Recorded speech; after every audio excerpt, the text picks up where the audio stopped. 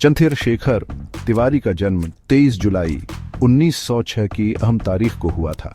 उनका जन्म स्थान भाभरा नाम का एक छोटा सा गांव था जो आज के मध्य प्रदेश के अलीराजपुर जिले में है। उनके माता पिता पंडित सीताराम तिवारी और जगरानी थेवी ने उन्हें मजबूत पारंपरिक मूल्यों के साथ पाला। बहुत छोटी उम्र से ही चंथेर शेखर में आजादी का एक गजब का जज्बा और जोशीला स्वभाव दिखाई देता था। वो अपने दोस्तों के बीच अपनी फिजिकल स्ट्रेंथ और निडर स्वभाव के लिए जाने जाते थे। गांव के इस शुरुआती माहौल ने, जो कि ग्रामीण भारत में बसा था, उनके मन में अपनी जमीन और लोगों के लिए गहरा प्यार भर दिया। एक ऐसी भावना जिसने बाद में विदेशी शासन के खिलाफ उनके रेवोल्यूशनरी जोश को और हवा दी। उनका बचपन साथिया था, फिर भी इसने भारत की आजादी को समर्पित एक एक्स्ट्रॉर्डिनरी लाइफ की नींव रखी। 13 अप्रैल 1919 का जलियांवाला बाग हत्याकांड युवा चंथेर शेखर की जिंदगी में एक बहुत बड़ा मोड़ साबित हुआ। वो उस समय सिर्फ 13 साल के थे, लेकिन ब्रिटिश फोर्सेस के इस क्रूर काम की खबर ने जहां अमृतसर में सैकड़ों निहत्थे भारतीय नागरिकों को बेरहमी से मार दिया गया था, उन्हें अंतर तक हिला दिया। इस घटना के घोर अन्याय और क्रूरता ने उनके अंतर गुस्से की एक गहरी भावना और बठेला लेने की इच्छा जगा दी। इस इवेंट ने उनकी सोच पर गहरा असर डाला और उन्हें ब्रिटिश कॉलोनियल अत्याचार के खिलाफ बढ़ते आंदोलन में एक्टिव भागीदारी की ओर धकेल दिया। यह एक ऐसा टर्निंग पॉइंट था जिसने उन्हें एक आम लड़के से एक भावी क्रांतिकारी बना दिया, जो भारत को विदेशी गुलामी से आजाद देखने के लिए दृढ़ थे। महात्मा गांधी के नॉन वायलेंट रेजिस्टेंस के आह्वान से इंस्पायर्ड होकर युवा चंथेर शेखर ने नॉन कोऑपरेशन मूवमेंट में एक्टिव रूप में भाग लिया, जो 1920 में शुरू हुआ था। वो पूरे थील से प्रोटेस्ट्स और डेमोन्स्ट्रेशंस में शामिल हुए, पीसफुल एजिटेशन की ताकत से आजादी हासिल करने में विश्वास रखते थे। राष्ट्रवादी आंदोलन में इस शुरुआती भागीदारी ने उन्हें पॉलिटिकल एक्टिविज्म का पहला स्वाद चखाया और भारतीय जनता के बीच आजादी की व्यापक इच्छा से रूबरू कराया। 15 साल की छोटी सी उम्र में एक ऐसे ही प्रोटेस्ट के दौरान उन्हें पहली बार अरेस्ट किया गया। इस एक्सपीरियंस ने उन्हें रोकने के बजाय अपने देश को दमनकारी ब्रिटिश राज से आजाद कराने के उनके संकल्प को और मजबूत किया। अपनी गिरफ्तारी और बाद में मैजिस्ट्रेट के सामने पेशी के दौरान चंथेर शेखर ने गजब का कुरेज और डिफायंस दिखाया। जब मैजिस्ट्रेट ने उनका नाम पूछा तो उन्होंने दे लेरी से अपना नाम आजाद बताया, जिसका मतलब है द फ्री। जब उनके पिता का नाम पूछा गया तो उन्होंने जवाब दिया स्वतंत्रता, जिसका मतलब है इंडिपेंडेंस, और अपने रहने की जगह के लिए उन्होंने जेल बताया। इस थेलर डिफायंस वाले काम ने न सिर्फ उन्हें जिंदगी भर के लिए आजाद नाम दिया, बल्कि उन्हें 15 कोड़ों की सख्त सजा भी मिली। बिना हिचकिचाए इस बेरहम पिटाई को सहते हुए उन्होंने हर कोड़े के साथ महात्मा गांधी की जय का नारा लगाया, जिससे एक निडर युवा देशभक्त के तौर पर उनकी इमेज और भी पक्की हो गई, जो अपने देश के लिए कोई भी मुश्किल सहने को तैयार थे। फरवरी 1922 में हुए चौरी चौरा कांड ने, जहां एक प्रोटेस्टिंग भीड़ हिंसक हो गई और उसने एक पुलिस स्टेशन में आग लगा दे, महात्मा गांधी को अचानक नॉन कोऑपरेशन मूवमेंट वापस लेने पर मजबूर कर दिया। इस फैसले ने चंथेर शेखर आजाद समेत कई युवा राष्ट्रवादियों को बहुत मायूस, डिसइल्यूजन्ड किया। उन्हें लगा कि इतने क्रिटिकल मोड पर आंदोलन को रोक देना एक सेटबैक था और उन्होंने अकेले नॉन वायलेंट तरीकों से इतने ताकतवर ब्रिटिश एम्पायर को उखाड़ फेंकने की क्षमता पर सवाल उठाना शुरू कर दिया। इस मायूसी ने उन्हें और उनके कई साथियों को ज्यादा रेडिकल और क्रांतिकारी रास्तों की तरफ धकेल दिया। उनका मानना था कि ब्रिटिश औपनिवेशिक शासन से पूरी आजादी पाने के लिए हथियारबंद संघर्ष जरूरी था, जो गांधी जी की फिलॉसफी से बिल्कुल अलग था। मेन स्ट्रीम कांग्रेस पॉलिटिक्स से मोहभंग होने के बाद आजाद बनारस चले गए, जो अब वाराणसी है और जो उस समय क्रांतिकारी गतिविधियों का एक उभरता हुआ केंद्र था। यहीं पर वो मनमथ नाथ गुप्ता और प्राणवेश चटर्जी जैसे बड़े क्रांतिकारी नेताओं के कांटेक्ट में आए।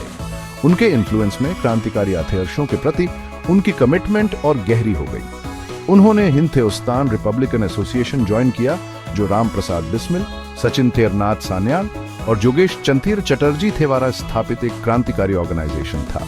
बनारस ने उन्हें अपने भविष्य के कारनामों के लिए बौद्धिक और संगठनात्मक आधार दिया, क्योंकि वो क्रांतिकारी टैक्टिक्स और आइडियोलॉजी सीखने में पूरी तरह डूब गए थे। अपने साहसी स्वभाव, ऑर्गेनाइजेशनल स्किल्स और आजादाई के मकसद के लिए अटूट कमिटमेंट की वजह से आजाद एचआरए में तेजी से ऊपर बढ़े। वो ऑर्गेनाइजेशन के लिए फंड्स जुटाने में एक्टिव रूप से शामिल हो गए, जिसके लिए उन्होंने सरकारी खजानों को निशाना बनाते हुए कई साहसी डकैतियां भी की। उनके शुरुआती सबसे अहम कामों में से एक था 9 अगस्त 1925 का काकोरी कांड।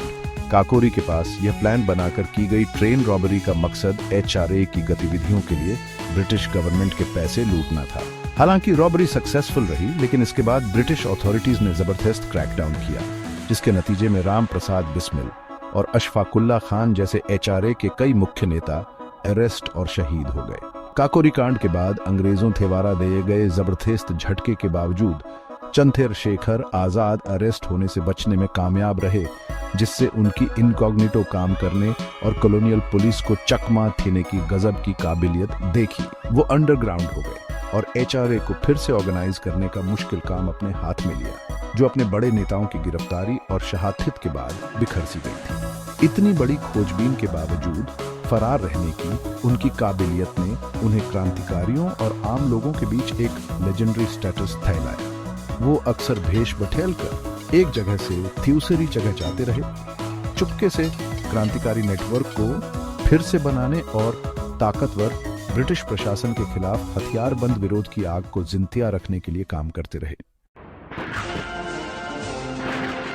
काकोरी कांड और उसके बाद अंग्रेजों के थेमन के बाद चंथेर शेखर आजाद ने क्रांतिकारी आंदोलन को फिर से जिंदा करने में एक क्रूशल रोल निभाया। वो एक नए आइडियोलॉजिकल फ्रेमवर्क और एक मजबूत ऑर्गेनाइजेशनल स्ट्रक्चर की जरूरत को समझते थे। इसी दौरान वो भगत सिंह जैसे दूसरे डायनामिक युवा क्रांतिकारियों के और करीब आए। उन थियोनों का विजन सिर्फ पॉलिटिकल आजादी का ही नहीं था, बल्कि भारतीय समाज का एक सोशलिस्ट पुनर्गठन भी था। इसी शेयर्ड आइडियोलॉजी की वजह से सितंबर 1928 में दिल्ली के फिरोज शाह कोटला में पूरे नॉर्थ इंडिया के क्रांतिकारियों की हिस्टोरिक मीटिंग हुई। इस खुफिया मीटिंग में आजाद की लीडरशिप में और भगत सिंह, सुखदेव थापर और दूसरों की एक्टिव भागीदारी से हिंदुस्तान रिपब्लिकन एसोसिएशन का नाम बिठेलकर हिंदुस्तान सोशलिस्ट रिपब्लिकन एसोसिएशन कर दिया गया। सोशलिस्ट शब्द को शामिल करने से एक साफ आइडियोलॉजिकल बदलाव का पता चलता था, जो आजादी मिलने के बाद हर तरह के शोषण से मुक्त एक बराबरी वाले समाज बनाने की उनकी कमिटमेंट पर जोर देता था। चंथेर शेखर आजाद को एचएसआरए का कमांडर इन चीफ बनाया गया और उन्होंने इसकी क्रांतिकारी गतिविधियों और स्ट्रेटजीज को गाइड करने की भारी जिम्मेदारी उठाई। उनकी लीडरशिप की पहचान थी स्ट्रिक्ट डिसिप्लिन, स्ट्रेटेजिक समझ और कभी ना हार मानने वाला जज्बा। आजाद की कमांड में एचएसआरए द्वारा किए गए सबसे अहम कामों में से एक था 17 दिसंबर 1928 को लाहौर में British police officer John Saunders की हत्या। यह काम सम्मानित राष्ट्रवादी नेता लाला लाजपत राय की मौत का बदला लेने के लिए किया गया था, जिनकी मौत साइमन कमीशन के खिलाफ एक पीसफुल प्रोटेस्ट करते समय पुलिस लाठीचार्ज में लगी चोटों की वजह से हुई थी। आजाद ने इस ऑपरेशन को बहुत ध्यान से प्लान किया और इसे पूरी सटीकता के साथ अंजाम दिया गया। हालांकि वो सीधे शूटिंग में शामिल नहीं थे, लेकिन उनकी स्ट्रैटेजिक निगरानी बहुत क्रूशल थी।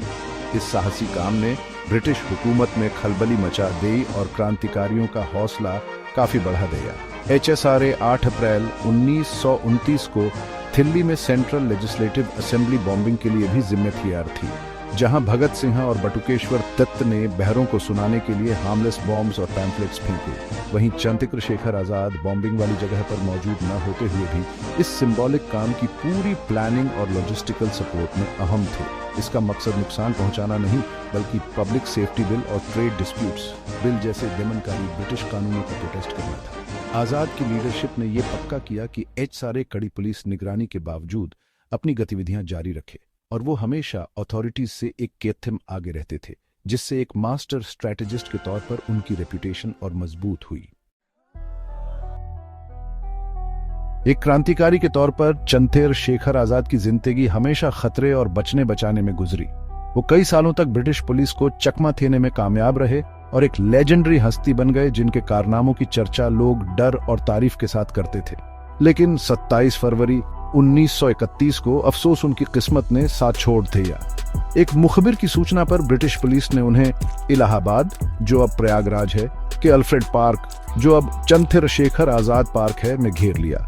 आजाद अपने एक साथी क्रांतिकारी सुखदेवराज से मिल रहे थे। जब उन पर हमला हुआ, उन्होंने बहथोरी से मुकाबला किया। अपने साथी को भागने के लिए कवर दिया, जो उनके करेज और निस्वार्थता का सबूत है।